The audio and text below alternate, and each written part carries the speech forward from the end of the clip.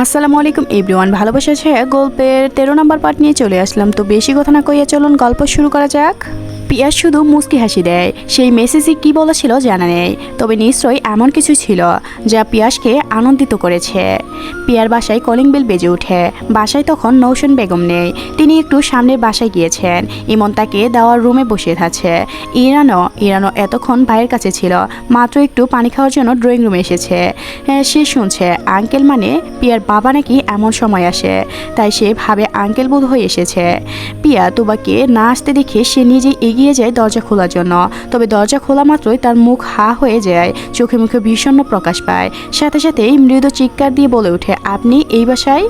সামনে থাকা ব্যক্তিও সেই অবস্থা। ব্যক্তিটি তার দিকে একটু তীব্র দৃষ্টিতে তাকালেও ইরান ভরকে যায়।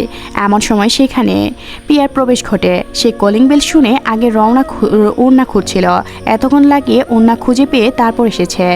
পিয়া ড্রয়িং রুমে আসতেই ইরান দৌড়ে গিয়ে পিয়ার পেছনে লুকায়, তারপর ফিসফিসিয়ে বলে, আপনি অনেক অনেক খারাপ লুক আছে। আমি ভুলে দরজা খুলে ফেলেছি। আপু কি করব এখন? কে আসছে? তুমি ভয় পাচ্ছ কেন? একটা রাগী লোক। আমি বদমাস। রাগিয়ে রিয়াদের কণ্ঠ শুনে ইরান নিজেকে সম্পূর্ণভাবে রিদার পিছনে লুকিয়ে ফেলার চেষ্টা চালায়। সে তো ভাবে এই নিয়ে লোকটাকে এই বাসায় দেখবে কখনোই না। ভাইয়া তুমি এত রাতে কিছু হয়েছে? আজব তো তুই পিয়া, আমার খালামণির বাসায় আসতে নির্দিষ্ট সময়ের প্রয়োজন। আমার মনে হচ্ছে বাসায় ঢোকার আগেই তুই আমার প্রয়োজন শেষ করে বের করে দিতে যাচ্ছিস।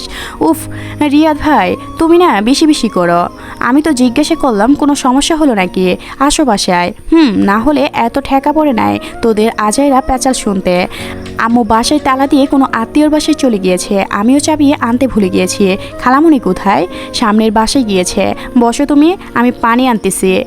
পিয়া ড্রয়িং রুমের টেবিলের দিকে এগিয়ে গেল। পিছন থেকে ইরান রিয়াদের জামা খামচে ধরেও নিজেকে যেতে চায়। তখন রিয়াদ তাকে দেখে ডাক দেয়, এই মেয়ে দাঁড়াও এখানে। রিয়াদের ডাক শুনেই ইরান চমকিছে। রিয়াদের দিকে বিড়বিড়িয়ে বলে, শুনিনি, আমি কিছুই শুনিনি, কারো কোনো ডাক শুনিনি, কেউ ডাকেনি আমায়। পিয়াপু তোমায় আর কখনো খারাপ বলবো না, অহংকারী বলবো না। আমার লোকটার সামনে থেকে সরাও প্লিজ। ইরানের বিড়বিড় বলা কথাগুলো অধিকাংশই পিয়া বুঝতে পারেনি, তাই সে ব্রুকুসকে বলে, কি হয়েছে ইরান? ভাইয়াকে ভয় পাচ্ছ নাকি? চিনো ভাইয়াকে? আমাদের স্যার। আপনি এই বাসায়? ইমনের কথা শুনে সবার নজর তার দিকে যায়। রিয়াদ ইমনকে উত্তর দেয়, আমার খালামণির বাসা এটা। তোমরা আমার বান্ধবী হন উনি। আম্মু ভাইয়ের কাছে গিয়েছে, তাই আমাদের এখানে রেখে গিয়েছে। পিয়া ইরানকে একপাশে দাঁড় করিয়ে পানি এনে রিয়াদকে দেয়। এই সুযোগে ইরান তাড়াতাড়ি সেখান থেকে ভেগে যায়। সে তা দেখে রিয়াদ তাকে বলে, এই মেয়ে, তোমাকে আমি দাঁড়াতে বলিনি? কোন ধরনের অভদ্রতা এটা? রিয়াদের কথায় ইরান চমকে উঠে থমকে যায়। তারপর গুটি গুটি পায়ে ইরান সাথে গিয়ে দাঁড়ায়। পিয়া ভাইকে থামাতে বলে, আরে ভাইয়া এমন করছো কেন তুমি? তুই চুপ থাক, স্বাস্থ্যের জিনিসটা টাটকা টাটকা দিলেই বেশি ভালো। ইরান আজকে ক্লাস করনি কেন? অসুস্থ ছিলাম আমি তো ছুটি নিয়ে চলে আসছিলাম। আচ্ছা, রাস্তার মোড়ে চটপটি কেমন ছিল ইরান? অনেক মজা ছিল স্যার, আবারও টেস্ট করা উচিত। যায় মুখ ফসকে কথাটা বলে ইরান থমকে যায়। পাশে দাঁড়ানো ইমন তার বোকামোর জন্য তার দিকে রাগী দৃষ্টিতে তাকায়। তা দেখে ইরান ঠোঁট উল্টে ভাইয়ের হাতে একটা আঙুল ধরে মাথা নিচু করে দাঁড়িয়ে থাকে। রিয়া তাদের দিকে তাকিয়ে বলে, সামনের সপ্তাহে ক্লাসে এক্সাম নেব, হাইস্ট মার্ক না পেলে গার্ডিয়ান ডেকে ডাকা হবে। এইটা তোমাদের পড়াশোনা থেকে পালানোর জন্য বেস্ট একটা শাস্তি হবে। কিন্তু আইসিটি তো শুধু MCQ, এটা চেয়ে তো সায়েন্সের সাবজেক্টগুলো বেশি গুরুত্ব দেওয়া উচিত। ইরানের মিনমিন করা কথাগুলো শুনে পিয়া কপালে হাত দেয়। ইরান যে বড় ভুল করে ফেলল। এই আইসিটির মতো সাবজেক্টটা রিয়া তাকেও পুরো গুলিয়ে খাইয়েছে। এখনও তাকে প্রশ্ন জিজ্ঞাসা করলে হয়তো সে গড়িয়ে উত্তর দিতে পারবে। তোবা কেউ আইসিটি মুখস্থ করিয়ে সেরেছে, এখন তাদের মতো ভুলটাও ইরান করলো। রিয়াদ ভাই নিশ্চয়ই এখন তাদেরকেও আইসিটি গুলিয়ে খাইয়ে দিবে। তার ভাবনা শেষ হতেই দেখা যায় রিয়াদ তোবাকে ডাকছে। তোবা আসতেই তোবাকে বলে আইসিটি বই আনতে। পিয়া একবার বলে, ভাইয়া বন্ধ করো এসব, ওরা আমাদের বাসায় মেহমান, এসব ঠিক হচ্ছে না। মেহমান হতে পারে তোদের বাসার, তবে আমার কাছে একমাত্র স্টুডেন্ট ছাড়া আর কিছুই না। তুই চুপ থাকবে নাকি তোকেও?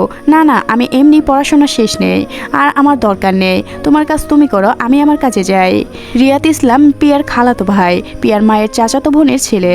তবে পিয়ার মায়ের সাথে নওশান বেগমের একদম আপন বোনের সম্পর্ক। সেই হিসেবে রিয়াদের সাথে তার দুই বোন একমাত্র আপন ভাইয়ের মতো সম্পর্ক। রিয়াদও বড় ভাইয়ের মতোই তাদের শাসন করে, স্নেহ করে, ভালোবাসে। আর তারাও রিয়াদকে বড় ভাইয়ের মতোই ভালোবাসে। পিয়াস বেডে বসে এসে চুপচাপ। মা কখন থেকে বকবক করছে তাকে। বাসায় তেমন কোনো বাজার করা নেই, সেটা নিয়ে তিনি বকবক করছেন। তিনি না আসলে নিশ্চয়ই ছেলে বাসায় ফিরে হালকা পাতলা খেয়ে বসে থাকতো। ভাগ্যিস তিনি এসেছিলেন। মায়ের সকল কথার পরিপ্রেক্ষিতে পিয়াস কোনো কথা না বলে চুপচাপ বসে আছে। একটু আগে ফোন করে রুবেলকে বলেছে একটু কিছু বাজার করে আনতে। রুবেল বোধহয় এতক্ষণে চলে আসবে। মা রাগ করে বলেছে, কি যেন বলেছিলি, বিয়ে করে বউকে আমার কাছে রাখবি আমার সাহায্যের জন্য? না রে বাপ, আমার যা দেখলাম এখন, বউকে তোর কাছেই রাখতে হবে, নয়তো না খেয়ে এইভাবে নিজের অযত্ন করবে। মায়ের কথা শুনে পিয়াস মিটমিটিয়ে হাসতে থাকে। মায়ের মুখের বউয়ের কথা শুনে তার পিয়ার কথা মনে পড়ে গেল গতকালকে দেওয়া পিয়ার মেসেজটা। পিয়াসের প্রশ্নটা ছিল এবার এসব কথার পরিপ্রেক্ষিতে অনুভূতি কি নাম দিবেন। পিয়া বলেছিল যদি বলি উত্তরটা পজিটিভ আপনি কি বলবেন? তার উত্তরে পিয়াস বলেছিল একদম সঠিক করে উত্তর দিবেন মিস, নয়তো পুনরায় ফাজলামো করতে আসলে সেটা ফল ভালো হবে না। তখন পিয়া যে উত্তরটা সে পেয়েছিল সেটা ভাবলে পিয়াসের হাসি পায়। পিয়ার মতো মেয়ে যে এমন কথা বলবে সে ভাবেইনি। ভেবেছিল হয়তো লজ্জার পরে উত্তর দিবে না, নয়তো উল্টাপাল্টা উত্তর দিবে, অথচ তাকে অবাক করে দিয়ে তাদের কথা ছিল মেজর সাহেব একটা সিরিয়াস প্রশ্ন করি, সিরিয়াস উত্তর দিবেন, বলুন। বিয়ের প্রস্তাবের মেয়াদ কি এখনও বল আছে মেজর সাহেব? যদি বলি এইবার আমি রাজি হব, সব পুনরায় নতুন করে শুরু করব।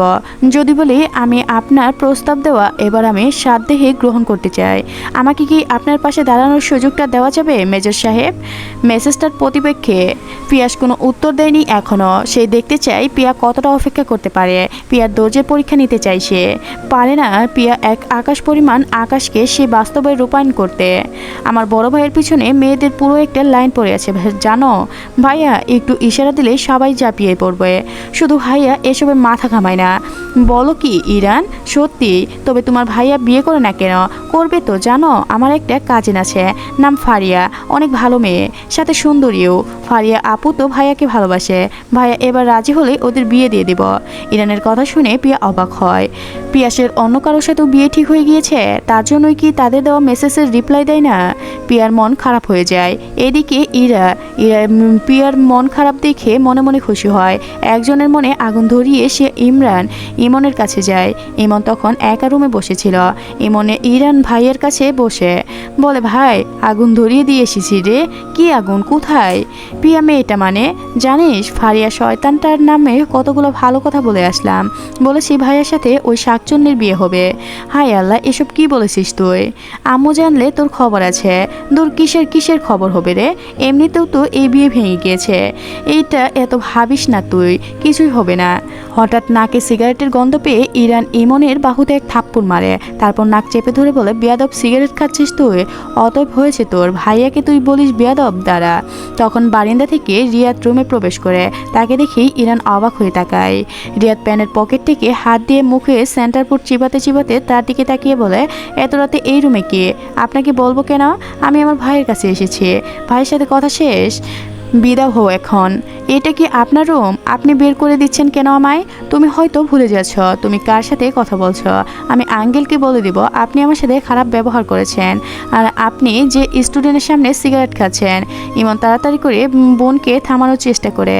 ইরান উল্টে তাকে থাপ্পিয়ে দেবে বলে, তুই চুপ থাক, দেখিস না টিচার হয়ে জ্ঞান দিচ্ছিস, অথচ নিজের জ্ঞানেরই অভাব। ইরানের মাথায় খারাপ হয়ে গিয়েছে। এভাবে মুখ চললে আর তাকে থামানো যাবে না। তাই ইমন বাধ্য হয়ে বোনকে এক প্রকার ঠেলে রুম থেকে বের করে। তারপর রিয়াদের দিকে তাকিয়ে বলে, সরি স্যার, এই মেয়ে পাগল স্যার, একে পাত্তা দিয়া না, সেটা আমি এতদিন ভালোই বুঝে নিয়েছি। ইমন কাচুমাচু হয়ে দাঁড়িয়ে থাকে। বিপদে পড়াই রিয়াদকে এখানেই থাকতে হচ্ছে, তাই ইমনের সাথে তাকে থাকতে দেওয়া হয়েছে। যদিও রিয়াদ বাসায় আসলে এই রুমেই থাকে, স্যারের সাথে থাকতে হবে বলে ইমনের অনেক সংকোচ হচ্ছে। যতই হোক স্যার তো না জানি কখন কোন প্রশ্ন করে বসে, না পারলে বোধ হয় পরে বকাবকি করবে।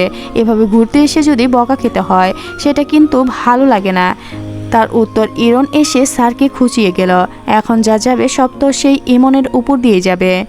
আজকের গল্পটি এ পর্যন্ত শেষ হয়ে গেল। পরবর্তী পার্ট দিয়ে দেওয়া হয়েছে, তো সবাই দেখে নেবেন এবং চ্যানেলটি সাবস্ক্রাইব করে নেবেন। ধন্যবাদ সবাইকে, ভালো থাকবেন।